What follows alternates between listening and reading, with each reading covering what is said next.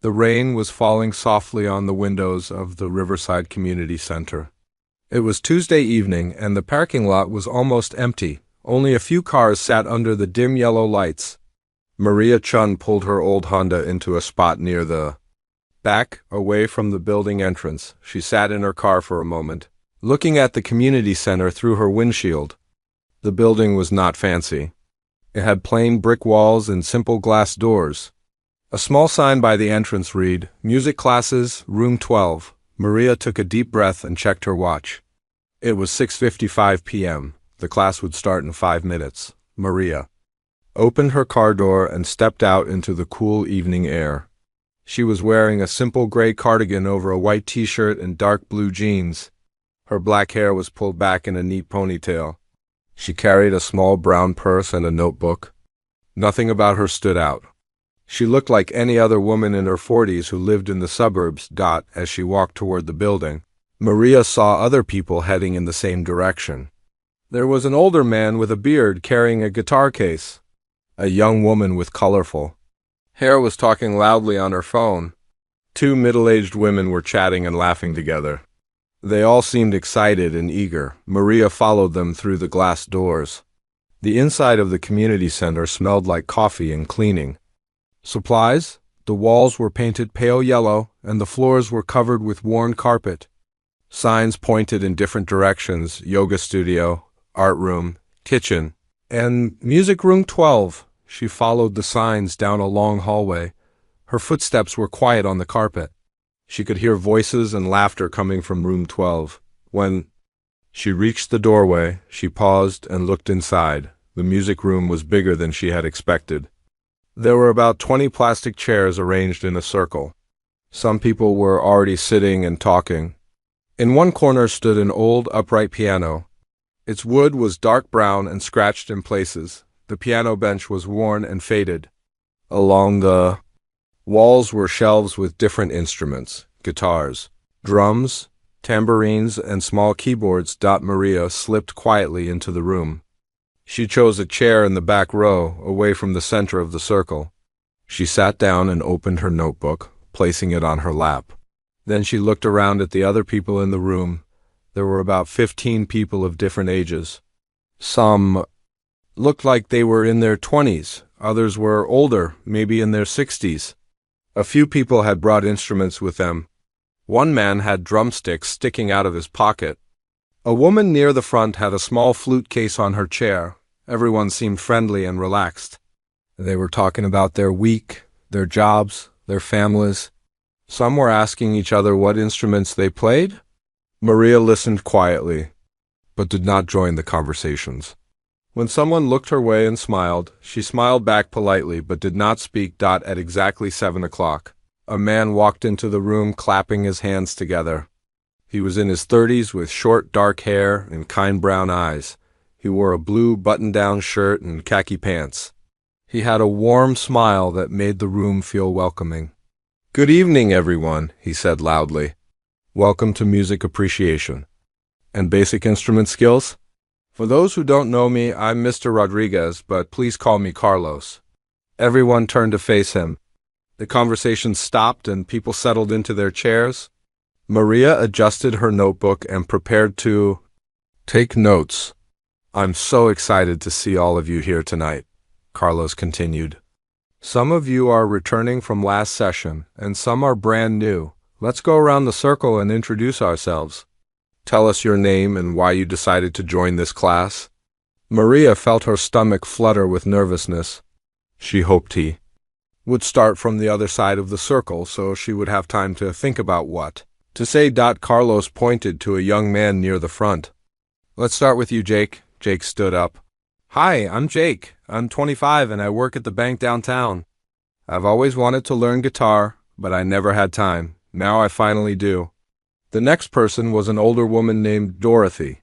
She said she had retired last year and wanted to try something new. She had always loved music but never played an instrument. One by one, people shared their stories. There was Tom, who wanted to learn drums because his grandson was in a school band. Sarah was a nurse who thought music might help her relax after long shifts at the hospital.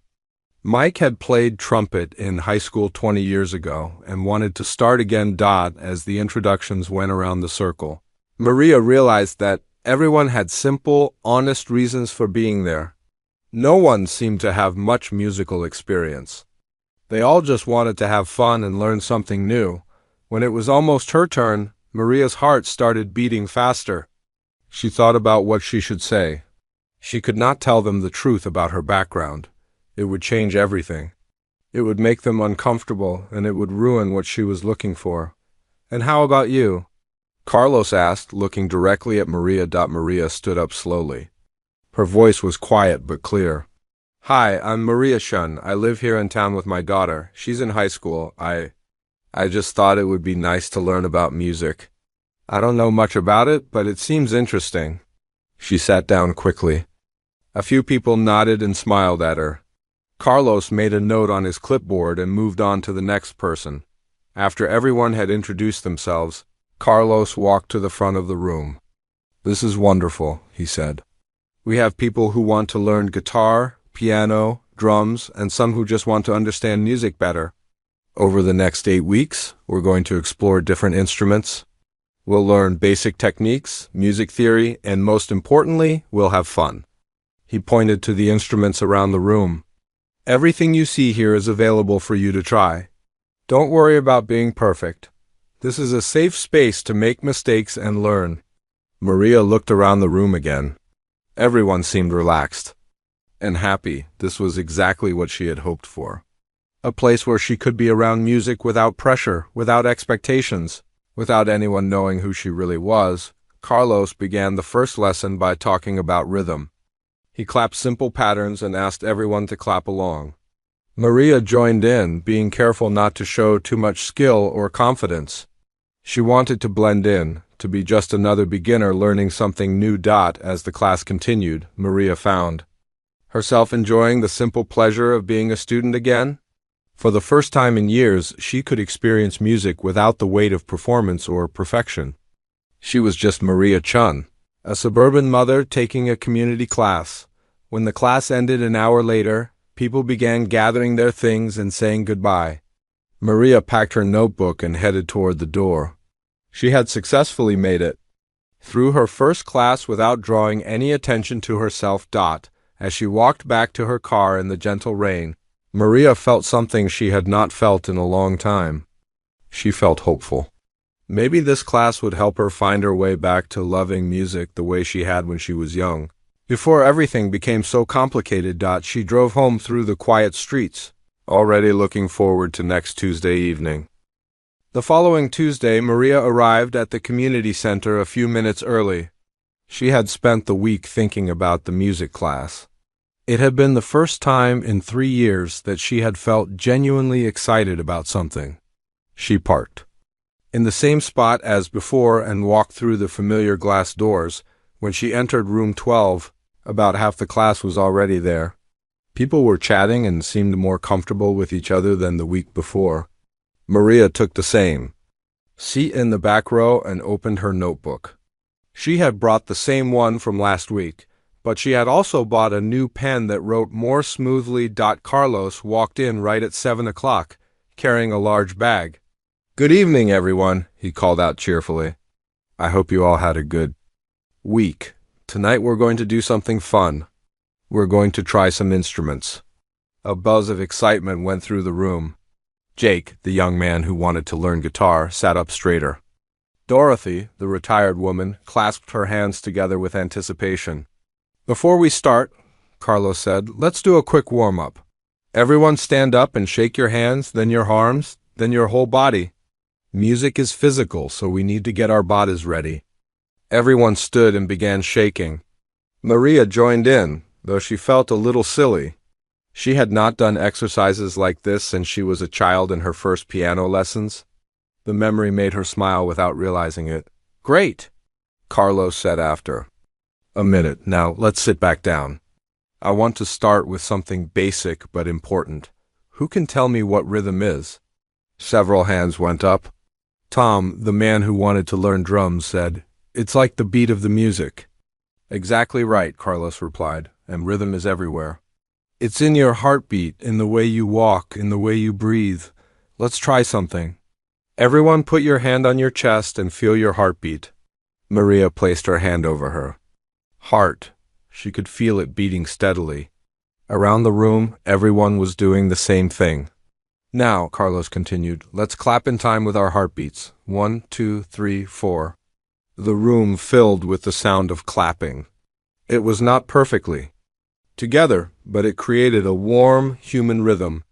Maria clapped along, being careful to match the speed of the others rather than showing the precise timing that came naturally to her dot. After the rhythm exercise, Carlos walked over to the corner where several guitars were hanging on the wall. Let's start with guitars today. Who would like to try first? Jake's hand shot up immediately. I've been waiting for this all week, he said with a grin. Carlos handed him an acoustic guitar. This is a classical guitar, he explained to the class. The strings are made of nylon, which makes them easier on your fingers when you're learning. Jake held the guitar awkwardly at first. Carlos showed him how to position it against his body and where to place his hands. The left hand presses the strings down on the neck, and the right hand strums or picks the strings. Carlos explained. Jake tried to strum a chord, but it came out muffled and unclear. He laughed. That doesn't sound like music yet. Don't worry, Carlos said. It takes time. Your fingers need to build up strength and memory. Let's try a simple chord. This is called G major. Carlos positioned Jake's fingers on the guitar neck. Press down firmly and strum with your other hand. This time, a clearer sound came from the guitar. It was not perfect, but it was recognizable as a chord. Jake's face lit up. I did it. Excellent, Carlos said. Who wants to try next? Several people raised their hands. Carlos called on Sarah, the nurse. She tried the same G major chord and had similar results. Then Dorothy tried, though her fingers had trouble reaching the right positions. Don't worry about getting it perfect, Carlos told each person who tried. The goal is just to feel what it's like to make music with an instrument. After 6 people had tried the guitar, Carlos moved to the piano in the corner. Now let's try something different. Who wants to explore the piano? A few hands went up, but not as many as for the guitar. The piano seemed more intimidating to most people. Carlos sat at the piano bench and played a simple melody. His technique was good, though not extraordinary. The piano is a wonderful instrument because you can see all the notes laid out in front of you, he said. These white keys are the natural notes, and these black keys are the sharps and flats. He played a simple scale up and down the white keys. This is a C major scale. It's like the musical alphabet. Who would like to try playing this scale? A few people raised their hands tentatively. Maria kept her hands in her lap. She wanted to try, but she knew that even her attempt at a simple scale would probably sound too good for a beginner. Carlos called on Mike, the man who had played trumpet in high school. Mike sat at the piano bench and tried to play the scale. His fingers moved slowly and carefully, but he hit most of the right notes. That was great, Carlos said. You can hear that even a simple scale sounds musical. Who else wants to try? More people volunteered. Each person who tried had their own style of approaching the keys. Some were bold and pressed hard. Others were so gentle they barely made a sound. Carlos encouraged everyone and gave helpful tips about finger position and hand shape. Maria watched carefully as each person played. She found herself mentally noting what they could improve, what they were doing well, and how Carlos was teaching them. His methods were good, though she could think of additional exercises that might help some of the students.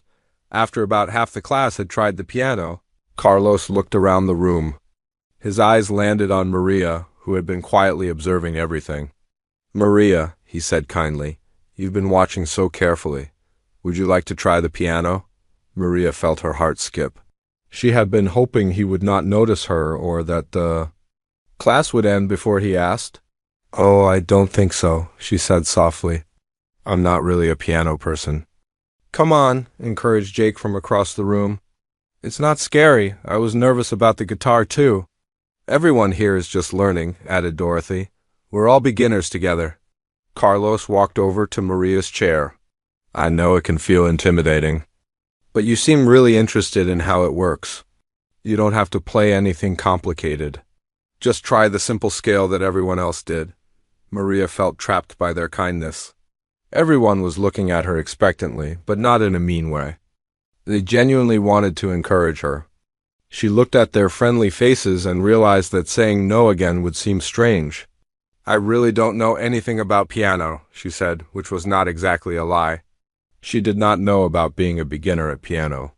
That's perfectly fine. Carlos said, none of us knew anything when we started.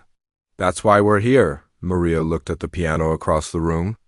It was just an old, upright piano, nothing special. But sitting at any piano felt dangerous to her. What if her hands remembered things her mind was trying to forget? What if she accidentally played something too well? Maybe next week, she said, hoping Carlos would move on to someone else. But Carlos was persistent in a gentle way. How about this? He said. You don't have to play anything. Just sit at the bench and feel the keys. Get comfortable with the instrument. No pressure to make music. Maria realized that continuing to refuse would draw more attention than just sitting at the piano. Okay, she said quietly. But just for a minute. She stood up and walked to the piano. The bench was the right height, though she automatically adjusted it slightly before catching herself. She hoped no one noticed that she had adjusted it with the confidence of someone who knew exactly how a piano bench should be positioned. Maria placed her hands on the keys without pressing them down. The keys felt familiar under her fingers, like greeting an old friend. She had to resist the urge to let her hands fall into the comfortable positions they knew so well. How does it feel? Carlos asked. It feels nice, Maria said honestly. The piano did feel nice. It felt like home. Try just pressing one key, Carlos suggested. Any key you want? Maria pressed middle C gently. The note rang out clear and pure. She had to stop herself from naturally following it with the other notes that her hands wanted to play. Beautiful, Carlos said. See, you're already making music. Maria stood up from the bench quickly. Thank you, that was interesting. She hurried back to her seat, her heart pounding. Great job, Maria, called out several classmates. That was a pretty note. Carlos continued the lesson by showing more instruments. Some people tried drums, others tried small keyboards. Maria watched and took notes, but she kept thinking about the feeling of sitting at the piano bench. It had felt so right, so natural, but it also felt dangerous. As the class ended, people began packing up their things. Carlos made an announcement. Next week, I'd like everyone to try at least one new instrument. Don't stick with what you tried today. Challenge yourselves to explore something different. Maria gathered her things slowly. As she headed toward the door, Carlos called her name. Maria, wait a moment, he said. She stopped and turned around. Most of the other students had already left. I noticed you seemed really interested in everything tonight, Carlos said. You were watching very carefully when people played. Do you have any musical background that you didn't mention? Maria's stomach tightened. No, not really. I just find it interesting to watch people learn. Carlos nodded, but there was something in his expression that suggested he was not entirely convinced. Well, I hope you'll try more instruments next week. Maria spent the week between classes feeling restless. She found herself thinking about music more than she had in months. When her 17-year-old daughter Emma practiced violin in her room, Maria stopped what she was doing to listen. When songs came on the radio, she paid attention to the harmonies and rhythms in ways she had been avoiding for years. On Friday evening, while making dinner, Maria caught herself humming. She stopped immediately. Humming felt too much like the old days when music was always flowing through her mind.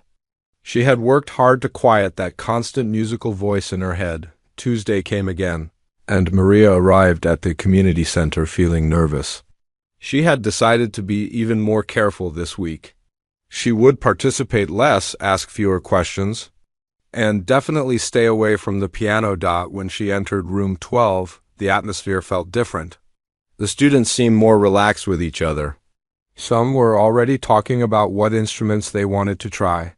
Maria heard Jake telling Dorothy about how he had practiced guitar at home using videos on the internet. Carlos entered with his usual energy. "Good evening, everyone. I can feel the excitement in the room. Who practiced this week?" Several hands went up. Jake demonstrated the G major chord he had been working on. It sounded cleaner than the week before. Sarah had borrowed a small keyboard from her neighbor and tried to play simple melodies. "Wonderful," Carlos said. "I love seeing people take music home with them.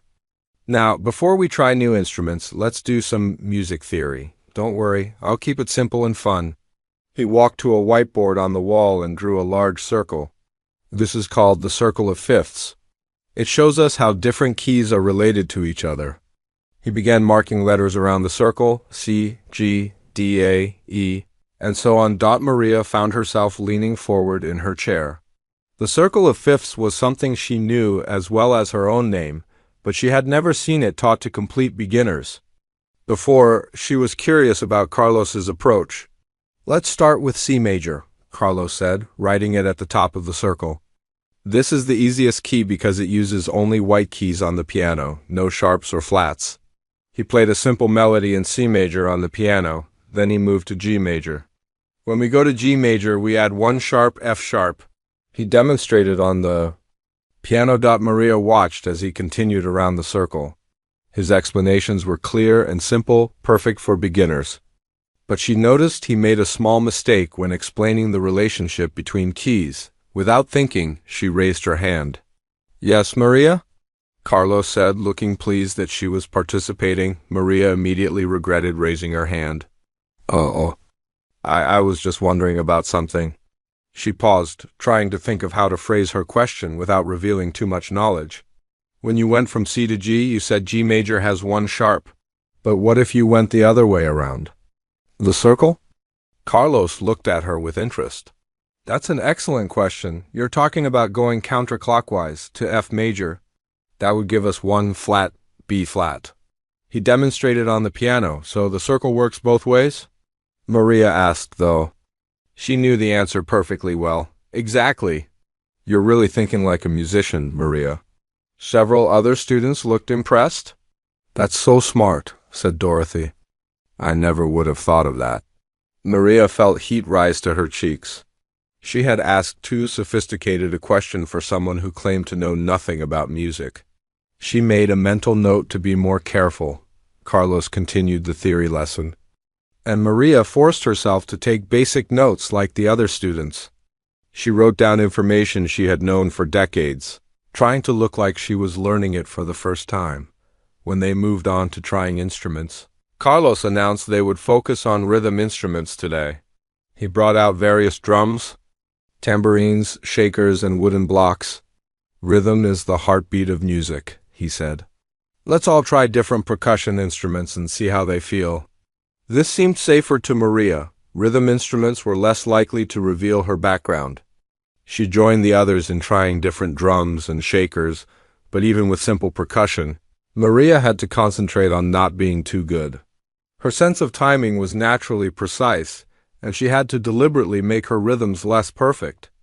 To match the other beginners. During a break, Carlos walked around the room listening to people practice. When he got to Maria, she was playing a simple pattern on a small drum. "That sounds great, Maria," he said. "You have really good natural timing." "Thank you," she replied, immediately making her next few beats slightly less precise. After everyone had tried several rhythm instruments, Carlos suggested they form a small ensemble. "Let's all play together. I'll count us in and we'll play a simple rhythm as a group." This was exactly the kind of activity Maria had been dreading.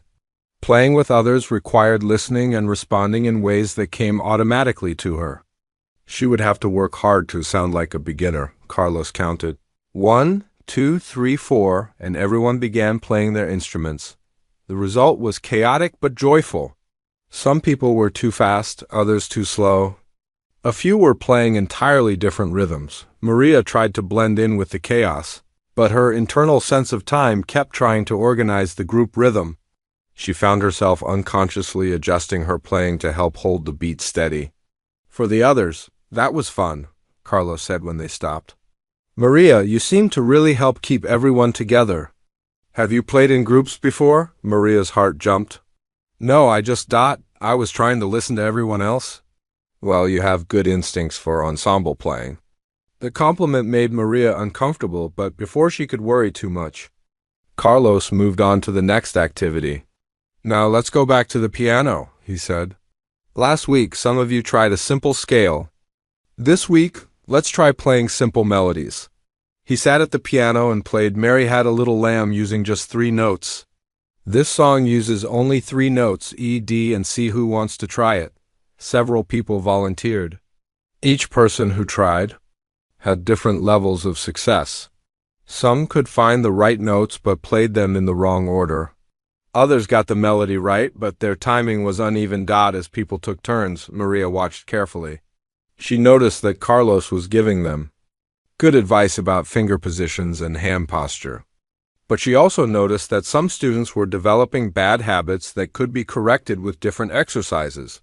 When Tom was struggling to find the right notes, Maria found herself quietly humming the melody to help him. The humming was so soft that only Tom could hear it, but it helped him find the correct pitches. That's much better, Carlos said to Tom. Something clicked for you there? Tom looked over at Maria and smiled gratefully. He had heard her humming and realized she had helped him. After a few more people tried the simple melody, Carlos looked around the room. I'd like everyone who hasn't tried piano yet to give it a chance. Remember, this is just for fun. His eyes landed on Maria again.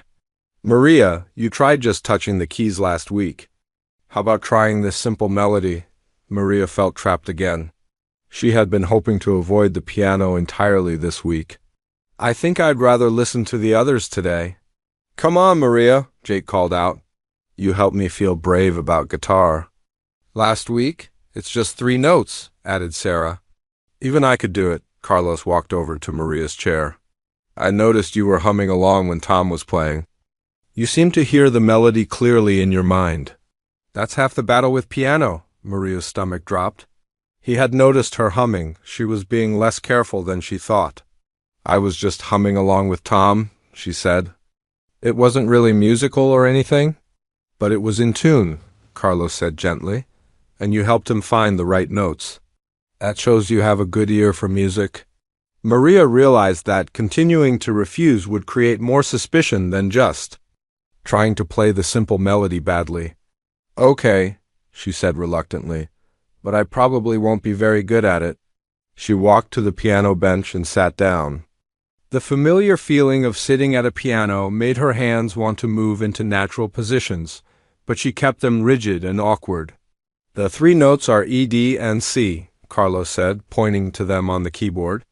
They're right here in the middle of the piano. Maria looked at the keys he was indicating. E, D, and C were as familiar to her as her own name. She had played countless pieces that used these notes, but she had to pretend she was seeing them for the first time. The melody goes E, D, C, E, D, C, E, E, E, Carlos said slowly. Maria placed her right index finger on the E key. She pressed it down gently, and the note rang out clear and beautiful. Then she moved to D, then C, playing each note with careful deliberation, but even trying to play badly, her natural musical instincts were hard to hide. Her timing was better than the other beginners, and her touch on the keys was more controlled. That's lovely, Maria, Carlos said. Try the whole melody. Now, Maria played through Mary Had a Little Lamb slowly and carefully. She tried to make mistakes, playing a wrong note here and there, but even her mistakes sounded somewhat musical. When she finished, the room was quiet for a moment. Then several people started clapping. That was really good, said Dorothy. You made it sound like real music? Much better than when I tried it, added Mike. Maria felt panic rising in her chest. She had tried to play poorly, but her years of training made it almost impossible to play truly badly. The weekend before the 4th class was difficult for Maria. She kept changing her mind about whether to continue attending.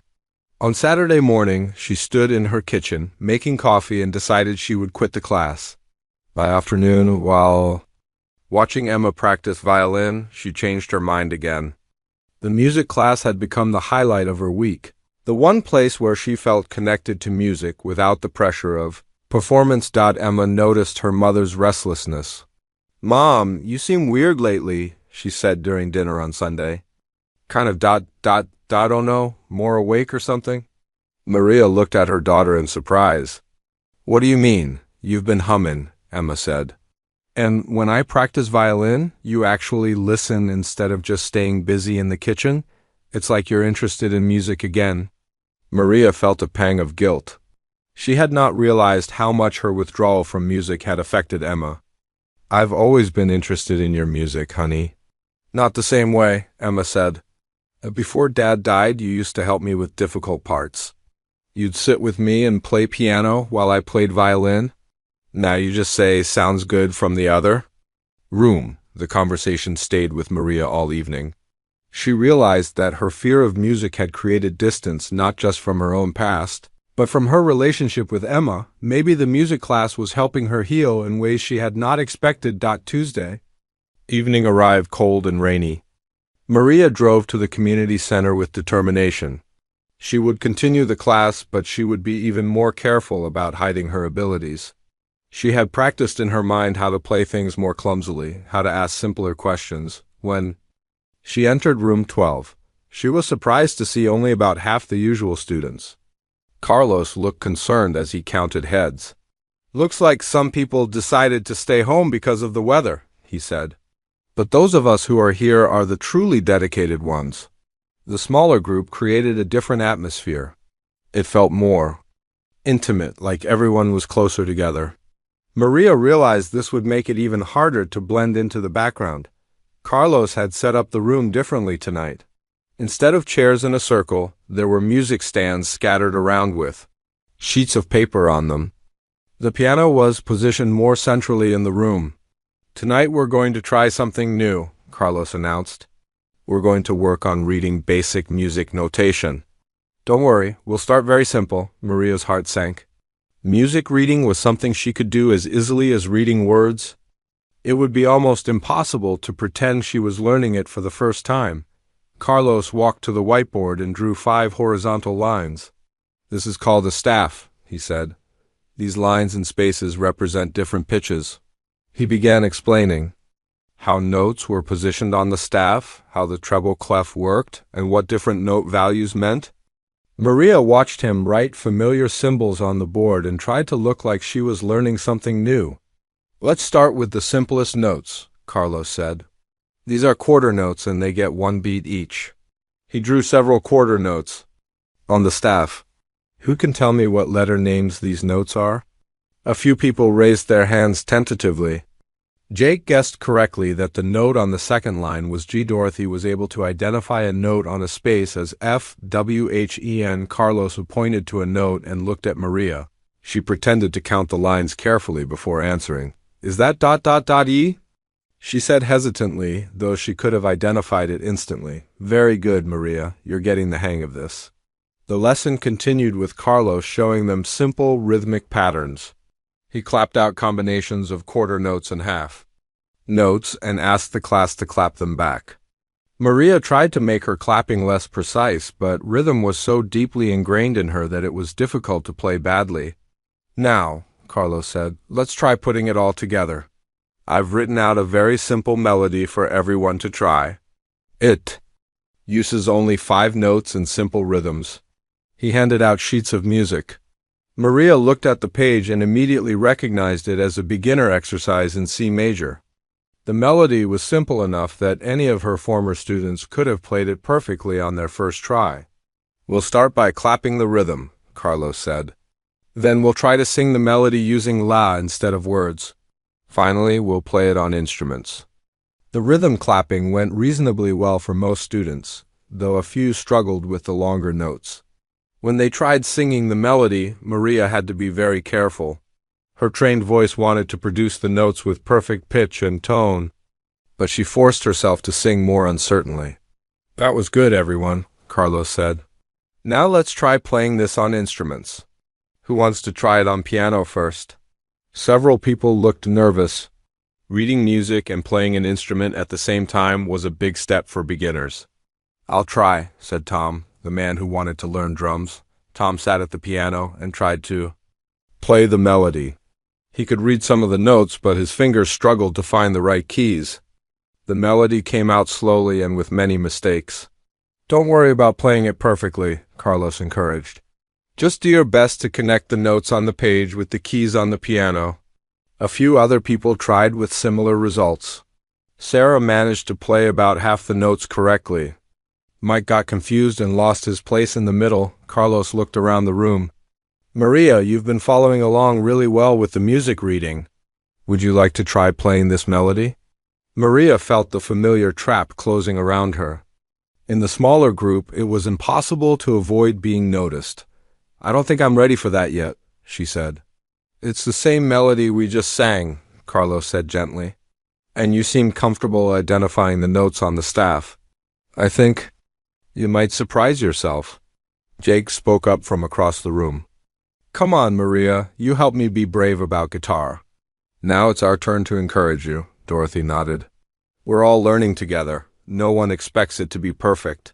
Maria looked around at the friendly faces of her classmates. They were genuinely trying to support her, not pressure her. She realized that refusing again would seem strange and might create more suspicion than just attempting to play the simple melody. "Okay," she said reluctantly. "But I'll probably make a lot of mistakes." She walked to the piano bench and sat down. The music stand was positioned at the right height, and the simple melody was clearly visible on the page. Maria looked at the notes and had to resist the urge to play the piece at the proper tempo with perfect phrasing. She placed her hands on the keyboard and found the starting note. Then, very deliberately, she began to play the melody slowly and hesitantly. She tried to make it sound like she was figuring out each note as she went, but even playing slowly and trying to make mistakes, her natural musicianship showed through.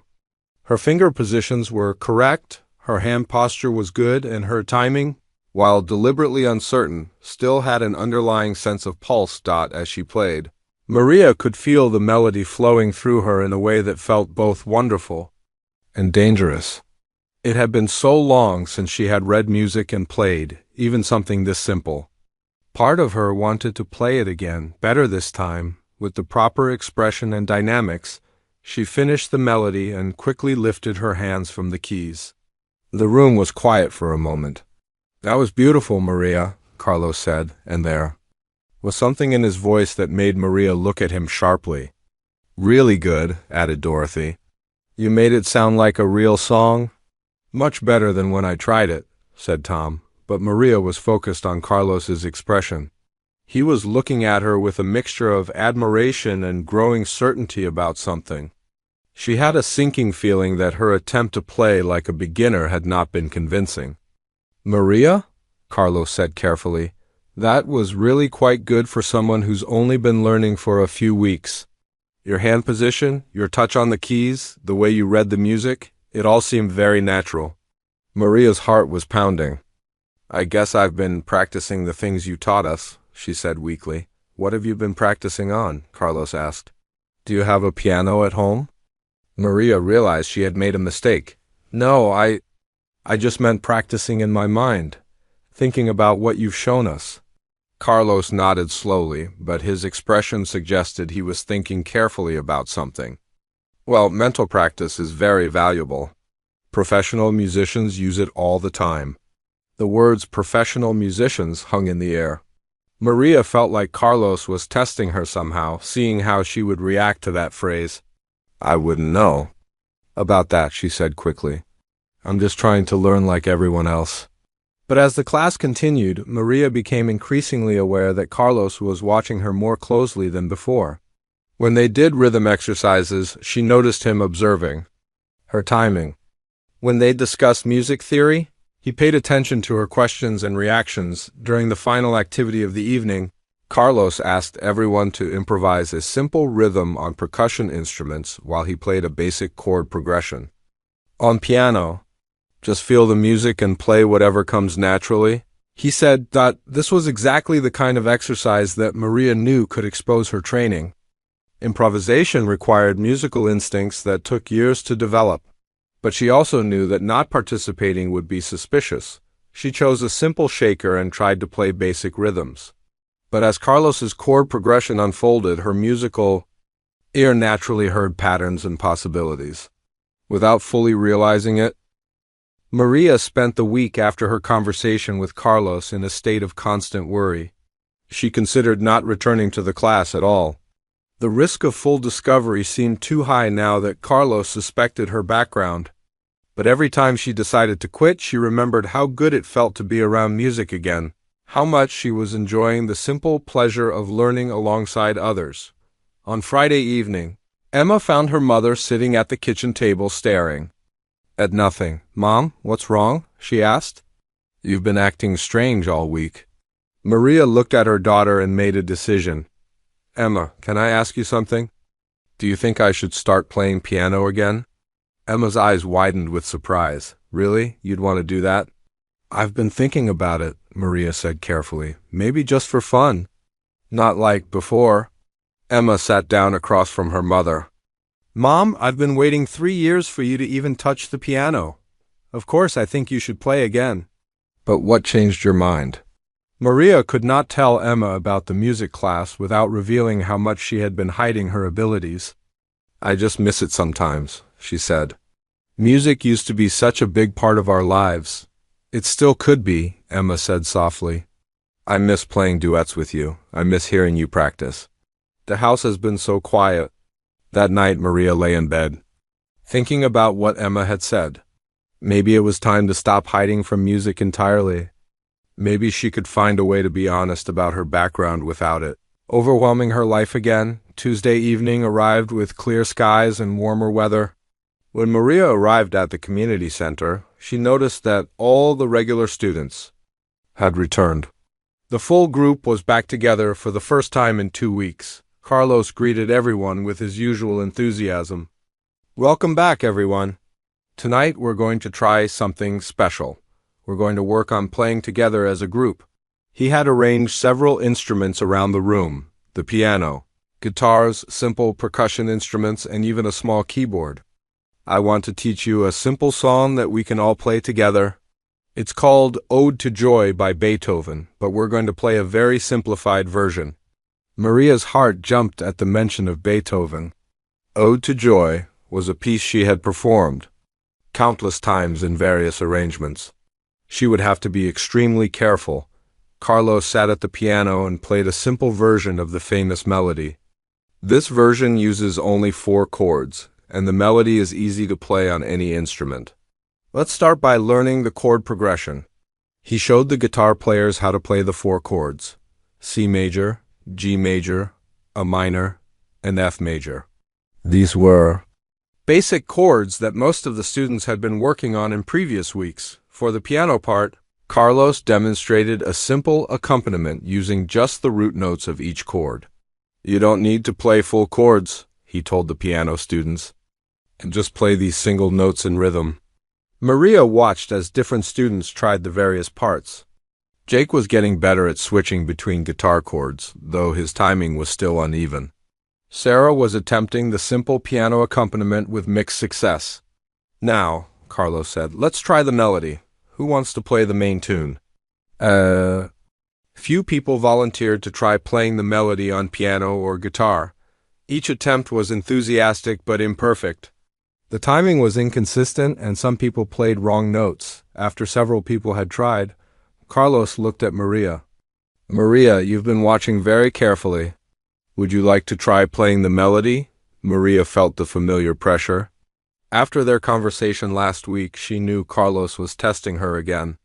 "I'm not sure I'm ready for a melody yet." She sighed. "It's the same 4 notes mostly," Carlos said. "And you've shown such good instincts for reading music." "I think you could handle it," Tom spoke up. "Come on, Maria, you played that simple melody so well last week." "Yeah," added Dorothy. "You make the piano sound really nice." Maria realized that her previous attempts to play like a beginner had not been convincing enough. The other students already thought she was better than she was pretending to be. "Okay," she said reluctantly. "But you'll have to help me if I get lost." She walked to the piano and sat down. Carlos had written out a simplified version of the Ode to Joy melody on a piece of paper. Maria looked at it and saw notes she could have played in her sleep. She placed her hands on the keyboard and began to play the melody very slowly and carefully. But even playing slowly, her natural musicality was hard to suppress. The melody flowed from her fingers with a clarity and expression that went beyond what a beginner could produce. As she played, Maria became lost in the music for a moment. Ode to Joy was a piece that had always moved her deeply. Without fully realizing it, she began to add subtle dynamics and phrasing that brought the simple melody to life. When she finished, the room was completely silent. Everyone was staring at her with amazement. "Maria," Carlos said quietly, "that was not the playing of a beginner." Maria's heart was pounding. She had let herself get carried away by the music and had played far too well. I tried to make it sound like the version you played," she said weakly. "No," Carlos said firmly. "That was the playing of someone with years of classical training. The phrasing, the dynamics, the technical control, these are advanced skills." The other students were looking back and forth between Maria and Carlos. Sensing that something important was happening, Jake spoke first. "Maria, are you like a professional musician or something?" Maria sat frozen at the piano bench. She could feel everyone waiting for her answer. The moment she had been dreading for weeks had finally arrived. Double quote she began, then stopped.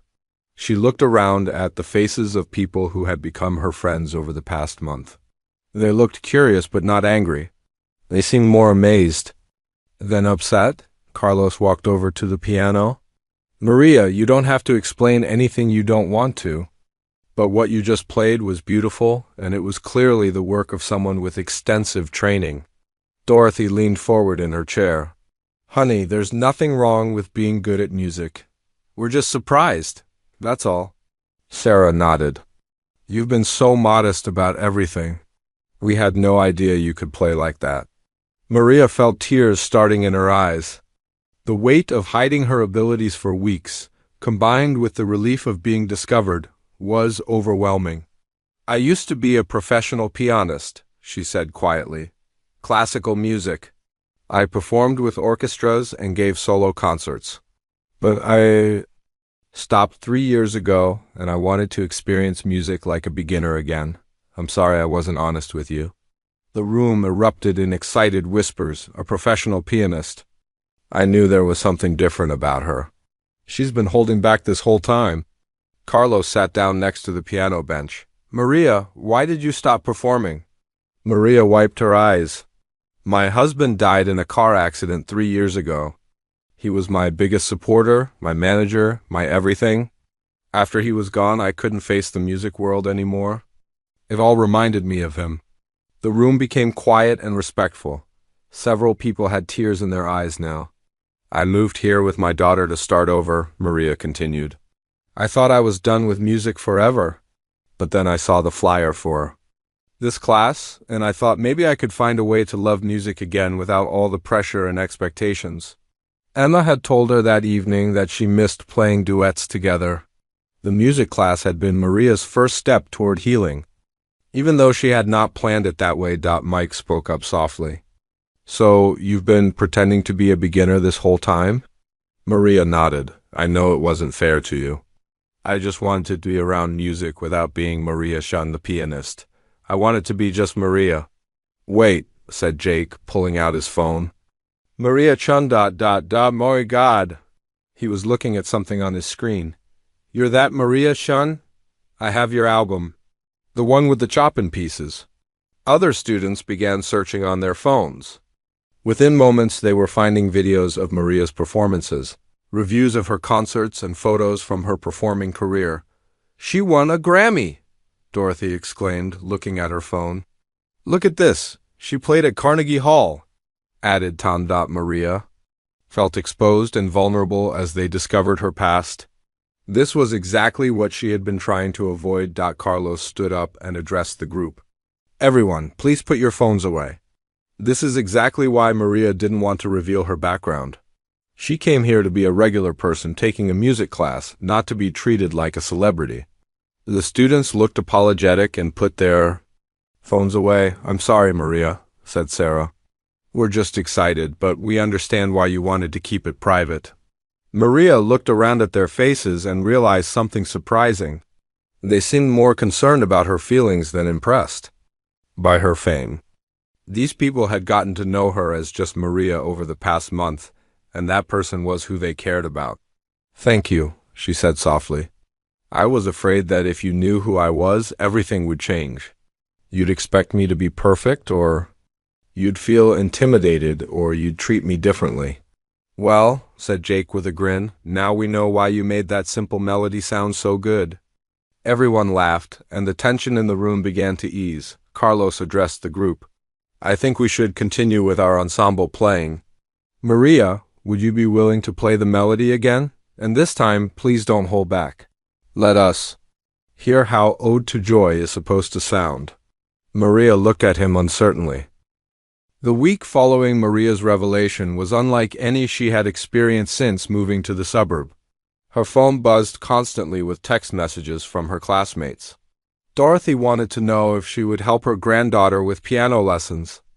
Jake asked if she would listen to him play guitar and give him advice.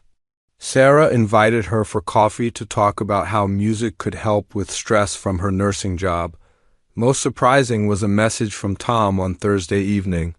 "Maria, my grandson's middle school band is having a concert next week. Would you like to come? I know you're a famous musician, but I thought you might enjoy hearing kids play music just for fun." Maria stared at the message for a long time. The idea of attending a school concert as a regular audience member rather than a professional performer felt both strange and appealing. She texted back, "I would love to come. Thank you for thinking of me." When Tuesday arrived, Maria drove to the community center with a mixture of excitement and nervousness. She no longer had to pretend to be someone she was not, but she was unsure how the group dynamic would change now that her secret was out. She entered room 12 to find that Carlos had rearranged the space again. The piano was positioned so that it faced the other instruments, and there were music stands set up in a semicircle. It looked more like a chamber music setup than a beginner's classroom. "Maria!" Dorothy called out as soon as she entered. "I'm so excited for tonight's class." Other students greeted her warmly, but Maria noticed they seemed slightly more formal than before. She worried that knowing her background had created the distance she had been trying to avoid. Carlos entered with his arms full of sheet music. "Good evening, everyone. Tonight we're going to try something we've never done before. We're going to learn to play as a real ensemble, with Maria helping to guide us." He distributed different pieces of music to different students. Maria received a piano part that was significantly more complex than anything they had worked on before. "Now," Carlos announced, "I want everyone to know that Maria has graciously agreed to help coach our ensemble playing.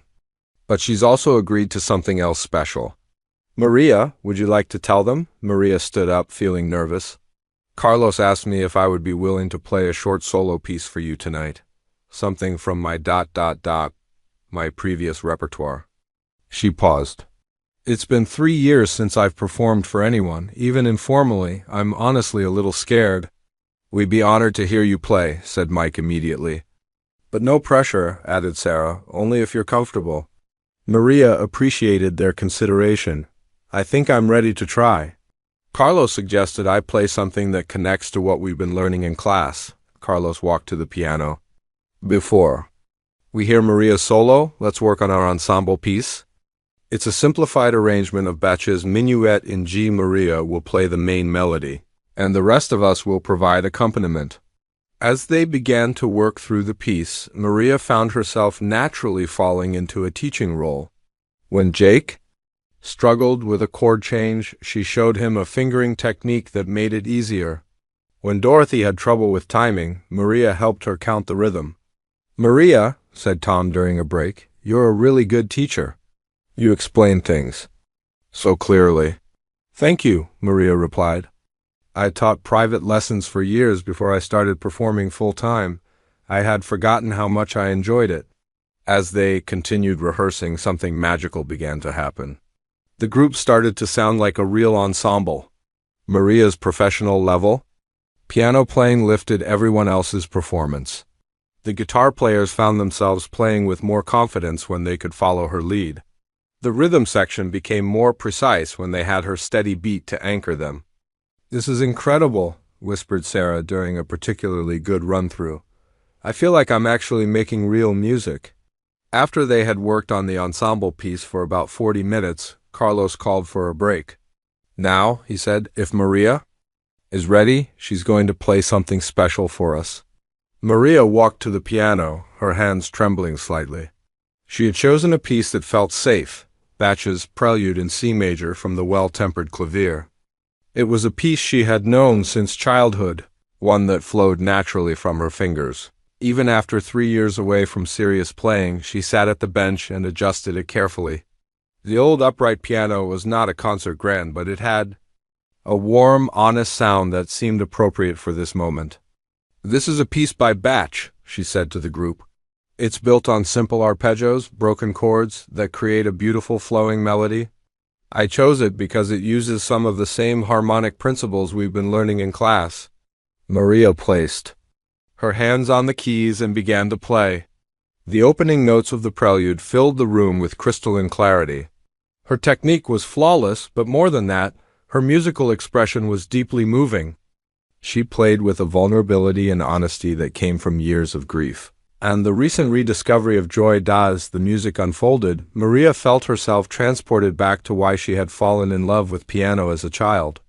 The Bach prelude was like a musical prayer, each note perfectly placed, each phrase building on the last to create something transcendent. The students sat in complete silence, mesmerized by what they were hearing. This was not just good playing, this was artistry at the highest level. They were witnessing the kind of musical performance that most people only hear in concert halls, when Maria played the final chord and let it fade into silence. No one moved for several seconds, then slowly applause began. But it was not the polite applause of a classroom. It was the kind of heartfelt appreciation reserved for truly special musical moments. "Maria," Dorothy said with tears in her eyes, "that was the most beautiful thing I've ever heard." "I can't believe we've been taking a class with someone who can play like that," added Jake, shaking his head in amazement, but it was Carlos who understood the significance of what had just happened. "Maria," he said quietly, "how did that feel?" "For you?" Maria wiped tears from her own eyes. "It felt like coming home," she said. "For 3 years, I've been afraid that playing piano would only bring back painful memories. But tonight, it just felt like music again, pure and simple and joyful." "You know," said Tom thoughtfully, "I was worried that knowing you're a professional would make me feel bad about my own playing. But it's the opposite. Hearing you play makes me understand what music can be. It makes me want to get better, not give up." Other students nodded in agreement. "It's like having a master class," said Sarah. "You're showing us what's possible." Carlos stood up and addressed the group. "I think tonight has been a turning point for all of us. We've learned that music is not about being perfect or competing with each other. It's about sharing something beautiful together." For the remaining 30 minutes of class, they worked on their ensemble piece again. But now there was a different quality to their playing. Everyone seemed more focused, more committed to making their individual parts contribute to the whole. Maria found herself giving more detailed coaching. She showed Dorothy how to use her wrist more efficiently for smoother playing. She helped Mike understand how his bass line connected to the harmonic structure of the piece. She worked with the guitar players on voicing their chords so they blended better with the piano. "You're a natural teacher," Carlos told her as they packed up. "Have you ever thought about teaching again?" "Actually," Maria said, "I have been thinking about it. Tonight reminded me how much I enjoyed working with students." As the class ended, several students approached Maria with requests.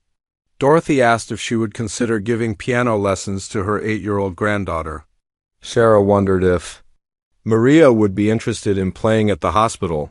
Where she worked, they had a volunteer music program for patients. Most touching was an invitation from Jake.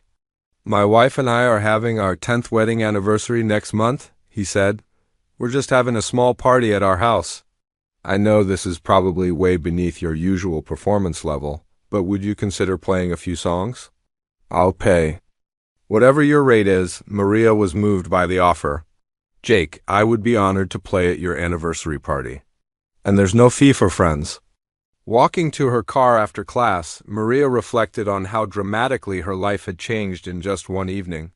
Her secret was fully out now, but instead of the catastrophe she had feared, it had led to new friendships and opportunities. More importantly, it had helped her rediscover her love for music without the crushing weight of her professional past. As she drove home, Maria found herself humming Bach's Prelude in C major. For the first time in 3 years, she was eager to get home and practice. Piano. Not because she had to, not because it was her job, but because music had become joyful again. When she arrived home, Emma was waiting in the living room. Mom, how was your class? Maria sat down next to her daughter. Emma, I have something to tell you. I've been taking a beginner's music class at the community center. Tonight, I played piano for the other students. It was the first time I've performed anything since Dad died.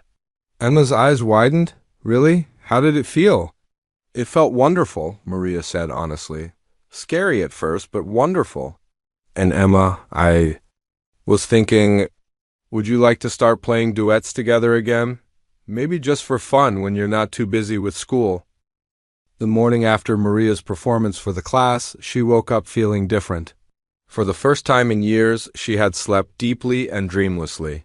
The piano in her living room, which had stood silent and covered for 3 years, seemed to be calling to her. After Emma left for school, Maria walked to the piano and lifted the cover from the keys. The black and white keys looked exactly as they had the day she had covered them after David's funeral. She pressed middle C gently, and the note rang out clear and true. Her phone buzzed with a text message from Dorothy. Maria, I can't stop thinking about your playing last night. My granddaughter Lucy has been taking piano lessons for 2 years, but she's getting frustrated. Would you consider meeting her? I think you could help her fall in love with music the way you have. Before Maria could respond, another message came from Sarah. The music therapist at our hospital is going on maternity leave next month. They're looking for someone to play for patients twice a week. It's volunteer work, but I thought you might be interested. Then a message from Carlos. Maria, I had an idea after class last night. The community center is looking for someone to teach intermediate piano classes. The pay isn't much, but you'd be working with people who really want to learn. Would you consider it? Maria stared at her phone in amazement. 3 different opportunities to return to music had appeared in less than 12 hours. It felt like the universe was telling her something. She spent the morning thinking about each opportunity. Teaching again appealed to her. She had always loved helping students discover their musical abilities. Playing at the hospital seemed meaningful, a way to use music to help people heal. Meeting Dorothy's granddaughter felt like a chance to share her love of piano with a new generation. That afternoon, Maria made a decision. She called Dorothy first. Dorothy, I would love to meet Lucy, but I want you to know that if I work with her, I'll expect her to practice and take the lessons seriously. I believe every student deserves the best instruction possible. Dorothy's voice was filled with excitement. Oh, Maria, that's wonderful. Lucy has been saying she wants to quit piano, but I think meeting a real professional will change her mind. Next, Maria called the hospital and spoke with the volunteer coordinator. She learned that the music program served patients in the children's ward, the cancer treatment center, and the hospice unit. The work would be emotionally challenging but potentially very rewarding. Finally, she called Carlos. I'm interested in teaching intermediate classes, she said, but I have some conditions. I want to work with students who are genuinely committed to learning, and I want to teach them properly, real technique, music theory, and respect for the art form. That's exactly what we need, Carlos replied. The community center has been getting requests for more advanced classes. People hear about what we're doing in the beginner class, and they want to take their playing to the next level. Tuesday evening came faster than usual. Maria arrived at the community center to find that word about her identity had spread beyond their small class. There were several new faces in room 12 people who had heard that a professional pianist was attending the beginner group. Carlos introduced the newcomers. "We have some visitors tonight who are interested in our program. I want everyone to know that our class remains focused on learning and having fun together, regardless of skill level." Maria felt uncomfortable with the extra attention.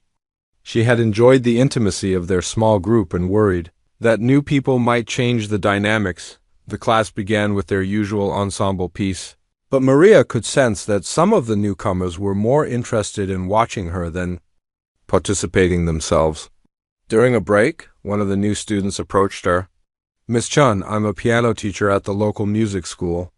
I've heard your recordings, and I was wondering if you'd consider giving a master class for our advanced students." Before Maria could respond, another newcomer interrupted. "Actually, I'm a reporter for the local newspaper. I'd love to do a story about your return to music. Our readers would be fascinated to know that a Grammy-winning pianist is living right here in town." Maria felt the familiar panic rising in her chest.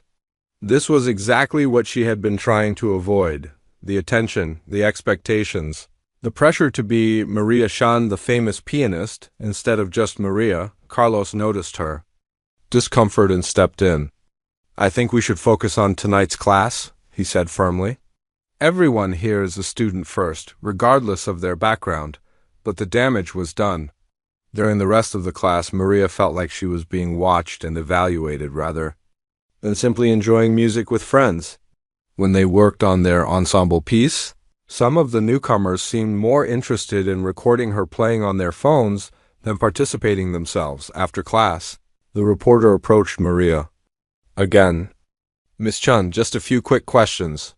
What brought you to our little community? Are you planning a comeback? When will you give your first public performance?" Maria felt overwhelmed. "I'm sorry, but I'm not ready for interviews," she said, gathering her things quickly. As she walked to her car, Dorothy caught up with her. "Maria, honey, you look upset. Are you okay?"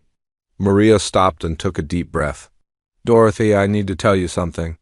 When I started coming to this class, I was trying to find a way back to loving music without all the pressure and attention that came with my career. Tonight felt too much like the old days. People watching me, expecting things from me, treating me like a commodity rather than a person." Dorothy's face showed understanding and concern. "I'm so sorry. I think I may have caused this by talking to people about you. I was just so proud and excited to have met you." "It's not your fault," Maria said gently. "You were being kind, but I need to figure out how to move forward. I don't want to stop coming to class, but I also can't handle being treated like a celebrity." "What if we talk to Carlos about making the class private again?" Dorothy suggested. "Just our original group. No visitors, no reporters, no pressure." Maria considered this. "That might work. But Dorothy, I also need to tell you something about Lucy. I've been thinking about our conversation, and I realize I'm not ready to take on private students yet. I need more time to figure out what kind of musical life I want to have." Dorothy looked disappointed but nodded. "I understand. Maybe in a few months?" "Maybe," Maria agreed. The next morning, Maria called Carlos to discuss what had happened. "I'm sorry about last night," she said. "I know having a professional musician in class probably brings prestige to the program, but I need the class to remain a safe space for me." "Maria, I completely understand," Carlos replied. "I've been thinking about this too. What if we created two separate programs? The original beginner class would remain small and private, just our core group of students.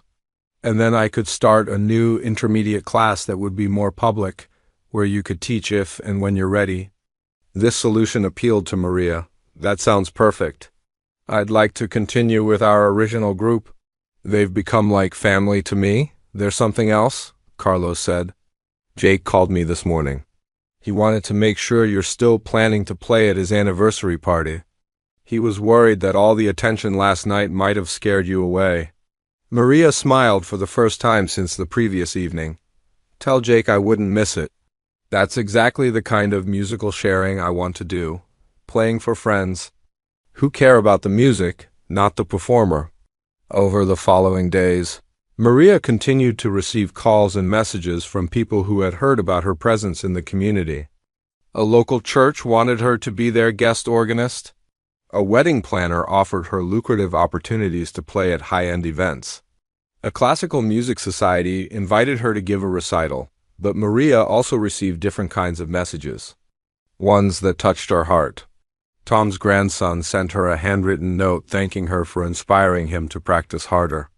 Sarah's colleague at the hospital shared a story about how music had helped her recover from surgery and asked if Maria might consider visiting patients. Most meaningful was a message from Emma. "Mom, I've been practicing violin extra hard this week because I want to be ready when you're ready to play duets again. I love that you're finding your way back to music." On Friday evening, Maria sat at her piano and began to play. Not for an audience, not for a recording, not for a performance, just for herself and for the joy of making music. She played Bach, Chopin and Mozart. She played pieces she had performed in concert halls and simple melodies she had learned as a child. As she played, Maria realized that her journey back to music would not be a straight path.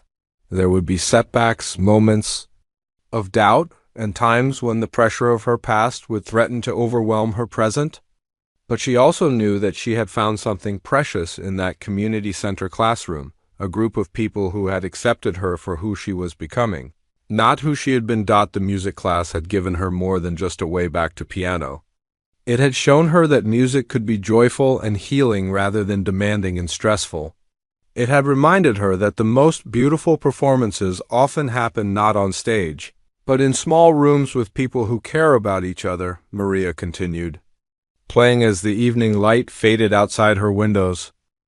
3 weeks later, Maria stood in Jake and Linda's backyard, looking at the small group of people gathered for their 10th anniversary celebration.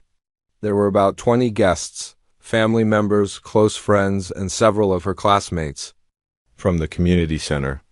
A simple upright piano had been moved outside under a string of lights, creating a magical setting for the evening. "Maria, thank you so much for doing this," Linda said, approaching with tears in her eyes. "Jake told me how you've been helping everyone in your music class.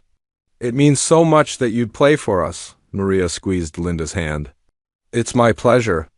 Music should be shared with people we care about." As the sun began to set, Jake gathered everyone around the piano.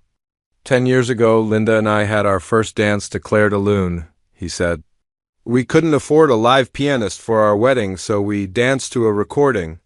Tonight, our friend Maria has agreed to play it for us." Maria sat at the piano bench and adjusted her position. The instrument was nothing special, an old upright that Jake had borrowed from his neighbor, but it was perfectly tuned and had a sweet, warm tone. "I'd like to dedicate this not just to Jake and Linda," Maria said to the small gathering, "but to all of you who have shown me that music is most beautiful when it brings people together." She placed her hands on the keys and began to play Debussy's Claire de Lune. The familiar melody flowed from her fingers with gentle elegance. This was not a concert performance with perfect acoustics and formal attire. This was music as it was meant to be, intimate, personal, and filled with love. As she played, Maria watched Jake and Linda slow dance on the grass. Other couples joined them, swaying gently to the music. Dorothy was wiping tears from her eyes. Tom had his arm around his wife's shoulders. Carlos stood with his girlfriend, both of them smiling, when the piece ended. There was a moment of perfect silence, followed by heartfelt applause, but Jake was not finished. "Maria," he said, "I have one more request. I've been practicing guitar every day since we started the class. I was wondering, would you accompany me while I play Ode to Joy for Everyone?" Maria's heart swelled with pride and affection. "I would be honored." Jake picked up his acoustic guitar and positioned himself next to the piano. His technique was still basic, but his enthusiasm was infectious. Maria began the simple accompaniment they had learned in class, and Jake joined in with the melody. The performance was far from perfect. Jake missed a few notes and his timing wavered occasionally. But there was something deeply moving about watching someone play music purely for the joy of sharing it with people he loved. When they finished, the applause was even more enthusiastic than before. "That was beautiful, honey," Linda called out to her husband. "I can't believe that's the same guy who couldn't hold a guitar properly 2 months ago," added Sarah as the evening continued. Maria found herself playing requests from the guests. Some asked for classical pieces they remembered from childhood. Others wanted popular songs they could sing along with. Each request was different, but they all shared the same quality. They were meaningful to the people who asked for them. During a break, Emma appeared at Maria's side. She had arrived late from a school event and was carrying her violin case. "Mom, I brought my violin," she said quietly. "I was hoping ... maybe we could play something together? Like we used to?" Maria felt her throat tighten with emotion. "What? Would you like to play? How about that Bach piece we used to do, the one where the violin and piano have that conversation?" Maria knew exactly which piece Emma meant, Bach's Arioso from his cantata, BWV 156. It was a piece they had played together many times before David's death, a gentle dialogue between violin and piano that had always been special to both of. "Then, are you sure you remember it?" Maria asked. Emma smiled. "I've been practicing it every day for 3 weeks, hoping you'd be ready." They positioned themselves near the piano. Emma raised her violin and drew her bow across the strings, producing the opening phrase of the Bach piece. Her tone was rich and mature. She had grown as a musician during the 3 years they had not played together. Maria joined in with the piano accompaniment, and immediately they fell into the musical conversation they had shared so many times before, but this time was different. This time they were not just mother and daughter making music together, they were two people who had both experienced loss and were finding their way back to joy through music. The Bach piece unfolded with natural beauty. Emma's violin sang the melody with youthful passion, while Maria's piano provided gentle support and occasional commentary. When they reached the final phrase, they played it together in perfect harmony, both melodically and emotionally. The backyard had fallen completely silent during their performance. When the last note faded away, there was a moment of profound quiet before the applause began. "That was the most beautiful thing I've ever heard," whispered Linda. Carlos walked over to Maria and Emma. "You two have something very special together," he said. "That wasn't just good playing, that was music making at its highest level." Emma hugged her mother tightly. "I missed this so much, Mom. I missed making music with you." "I missed it too," Maria replied. "More than I realized." As the evening wound down and guests began to leave, the members of Maria's music class gathered around the piano for one final song. Without any discussion, they began playing Ode to Joy together, Jake on guitar, Tom keeping rhythm with his hands on his knees, Dorothy humming the harmony, Sarah singing the melody, and Maria providing the piano accompaniment. It was not a perfect performance. The timing was approximate, the pitches were sometimes questionable, and the overall effect was quite different from a professional ensemble. But it was filled with something that no amount of technical perfection could provide: genuine joy. In making music together. When the song ended, Maria looked around at the faces of her friends. These people had given her something precious. They had shown her that music did not have to be about perfection or performance or professional achievement. Music could simply be about human connection, about sharing something beautiful with people you care about. "Thank you," she said to the group, "all of you. You've given me back something I thought I had lost forever." "What's that?" asked Dorothy. "The simple joy of making music," Maria replied. As Maria and Emma drove home together, Emma asked, "Mom, are you going to start performing again, like real concerts?" Maria thought for a moment. "I don't know about concerts," she said, "but I think I'm ready to start teaching again. And maybe playing for special occasions like tonight. The kind of music making that brings people together rather than putting one person on display." "I think that sounds perfect," Emma said. The next week, Maria called the hospital volunteer coordinator and agreed to start playing for patients. She also accepted Carlos's offer to teach an intermediate piano class at the community center. But most importantly, she made a commitment to herself to approach music from a place of joy rather than obligation, connection rather than competition. 6. Months later, Maria's intermediate piano class had a waiting list of students who wanted to learn from her. She played regularly at the hospital and had become known throughout the community as someone who used music to heal and inspire. She and Emma performed duets at local charity events and school concerts, but every Tuesday evening, Maria still attended the original beginner's music class. It remained a small, intimate group, the same core of friends who had accepted her when she was trying to hide her identity. They continued to work on simple pieces together, to encourage each other's musical growth, and to share the simple pleasure of making music as a group on a warm Tuesday evening in spring. As the class ended and everyone was packing up their instruments, Dorothy made an announcement. "I have news," she said with a big smile. "My granddaughter Lucy started taking piano lessons with a new teacher last month. And yesterday she told me that when she grows up, she wants to be a pianist, just like Maria." Maria felt tears spring to her eyes. That's the most wonderful compliment I could receive. As she drove home that night, Maria reflected on the journey that had brought her to this point. A year ago, she had been a woman hiding from her past, afraid to touch a piano, convinced that music would only bring her pain. Tonight, she was someone who had found a way to honor her past while building a new future. The community center music class had been more than just a place to learn about instruments and rhythm. It had been a place where she could remember why she had fallen in love with music as a child, not for fame or achievement, but for the pure joy of creating something beautiful and sharing it with others. Maria pulled into her driveway and sat in her car for a moment, listening to the quiet evening sounds of her neighborhood. Tomorrow she would practice piano with Emma. This weekend she would play for patients at the hospital.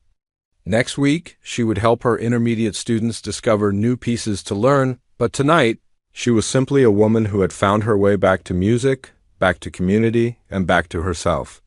And that was more than enough.